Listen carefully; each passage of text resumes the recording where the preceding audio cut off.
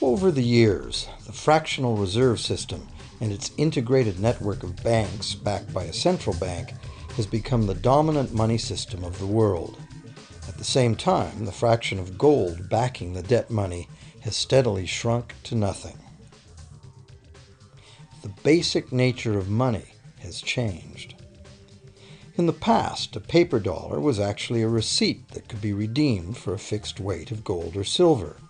In the present, a paper or digital dollar can only be redeemed for another paper or digital dollar.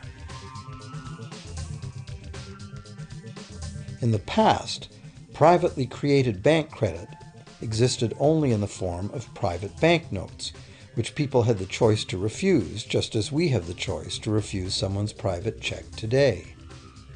In the present, privately created bank credit is legally convertible to government-issued fiat currency, the dollars, loonies, and pounds we habitually think of as money. Fiat currency is money created by government fiat or decree, and legal tender laws declare that citizens must accept this fiat money as payment for debt, or else the courts will not enforce the obligation. So now the question is, if governments and banks can both just create money, then how much money exists? In the past, the total amount of money in existence was limited to the actual physical quantities of whatever commodity was in use as money. For example, in order for new gold or silver money to be created, more gold or silver had to be found and dug out of the ground. In the present, money is literally created as debt. New money is created whenever anyone takes a loan from the bank. As a result, the total amount of money that can be created has only one real limit: the total level of debt.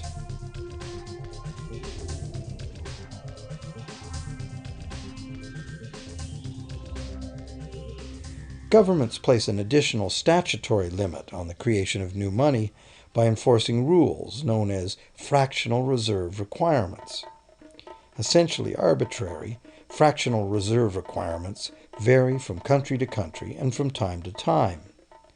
In the past, it was common to require banks to have at least $1 worth of real gold in the vault to back $10 worth of debt money created.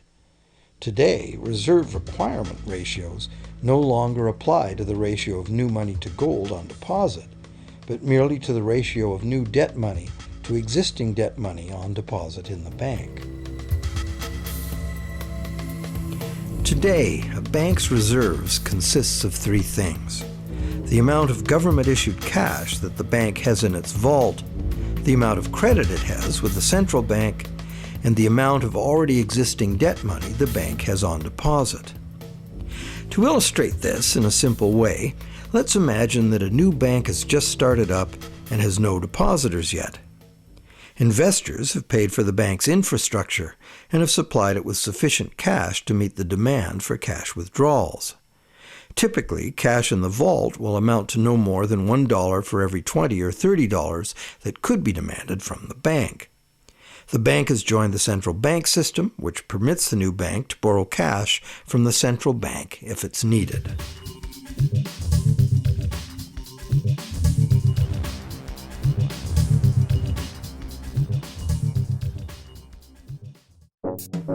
The doors open, and the new bank welcomes its first loan customer. The customer needs $10,000 to buy a car. On approval, the bank creates an account for the borrower and types in that the bank owes the borrower $10,000. This $10,000 is not taken from anywhere. It's created on the spot. The borrower does not take this money out in cash. Instead, he writes a check on his account to buy the car. The seller then deposits this newly created $10,000 check at her bank. At a ratio of 9-to-1, this new $10,000 deposit allows the seller's bank to create a new loan of $9,000. And if that $9,000 is then deposited by a third party, it becomes the legal basis for a third issue of bank credit, this time for the amount of $8,100. Like one of those Russian dolls, each layer of which contains a smaller doll inside, each new deposit contains the potential for a slightly smaller loan in a decreasing series. Now, at any stage, if the money created is taken out in cash and not deposited at a bank, the process stops. That's the unpredictable part of the money creation mechanism. But more likely, at every step, the new bank credit money will be deposited at a bank, and the reserve ratio process can repeat itself over and over until almost $100,000 of brand new bank credit money has been created within the banking system. All of this new money has been created entirely from debt, and all transactions have been carried out with bank credit. None of the banks involved have needed to use any of the cash in their vaults. What's more, under this ingenious system, the books of each bank in the chain must show that the bank has 10% more on deposit than it has out on loan. This gives banks a very real incentive to seek deposits in order to be able to make loans, supporting the general but misleading impression that loans come out of deposits. Now, it can't be said that any one bank got to multiply the initial $10,000 of bank credit into $100,000 of bank credit. However, the banking system is a closed loop. Bank credit created at one bank becomes a deposit in another, and so on and so on. In a theoretical world of perfectly equal exchanges, the banks would owe each other nothing at the end of the day, and the $10,000 created out of thin air as a loan by the first bank could indeed become almost $100,000 of new loan money in the banking system. If that sounds ridiculous, try this.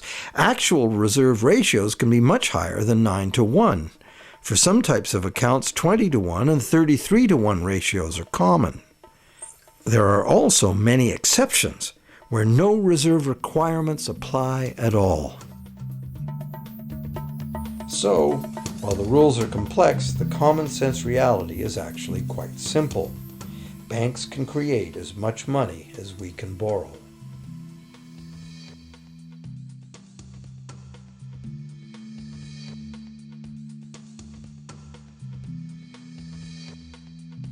Despite the endlessly presented mint footage, government-created money typically accounts for less than 5% of the money in circulation.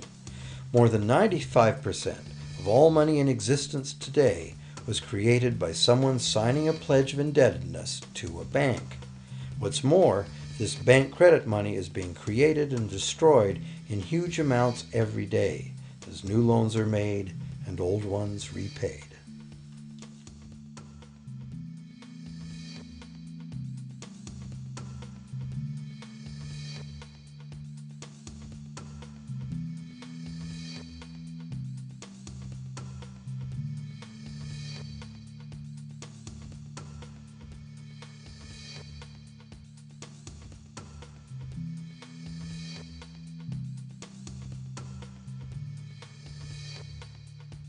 Banks can only practice this money system with the active cooperation of government.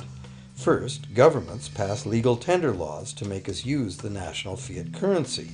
Secondly, governments allow private bank credit to be paid out in this government currency. Thirdly, government courts enforce debts. And lastly, governments pass regulations to protect the money system's functionality and credibility with the public, while doing nothing to inform the public about where money really comes from. The simple truth is that when we sign on the dotted line for a so-called loan or mortgage, our signed pledge of payment, backed by the assets we pledge to forfeit should we fail to pay, is the only thing of real value involved in the transaction. To anyone who believes we will honor our pledge, that loan agreement or mortgage is now a portable, exchangeable, and saleable piece of paper. It's an IOU.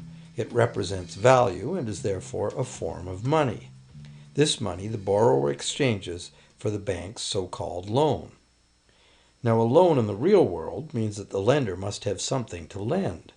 If you need a hammer, my loaning you a promise to provide a hammer I don't have won't be of much help. But in the artificial world of money, a bank's promise to pay money it doesn't have is allowed to be passed off as money. and we accept it as such.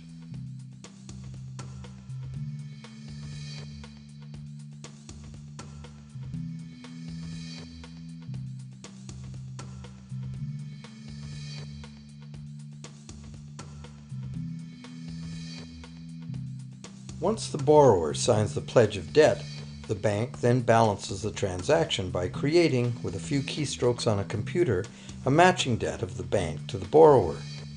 From the borrower's point of view, this becomes loan money in his or her account, and because the government allows this debt of the bank to the borrower to be converted to government fiat currency, everyone has to accept it as money. Again, the basic truth is very simple. Without the document the borrower signed, the banker would have nothing to lend. Have you ever wondered how everyone, governments, corporations, small businesses, families, can all be in debt at the same time and for such astronomical amounts? Have you ever questioned how there can be that much money out there to lend? Now you know. There isn't. Banks do not lend money. They simply create it from debt. And as debt is potentially unlimited, so is the supply of money. And as it turns out, the opposite situation is also true. Isn't it astounding that despite the incredible wealth of resources, innovation, and productivity that surrounds us, almost all of us, from governments to companies to individuals, are heavily in debt to bankers?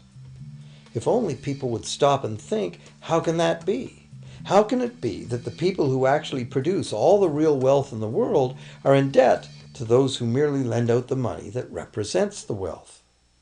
Even more amazing is that once we realize that money really is debt, we realize that if there was no debt, there'd be no money.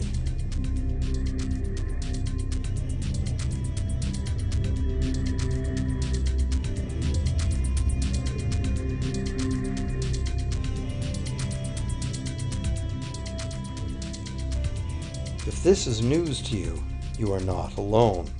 Most people imagine that if all debts were paid off, the state of the economy would improve. It's certainly true on an individual level. Just as we have more money to spend when our loan payments are finished, we think that if everyone were out of debt, there would be more money to spend in general. But the truth is the exact opposite. There would be no money at all. There it is. We are totally dependent on continually renewed bank credit for there to be any money in existence. No loans, no money, which is what happened during the Great Depression. The money supply shrank drastically as the supply of loans dried up.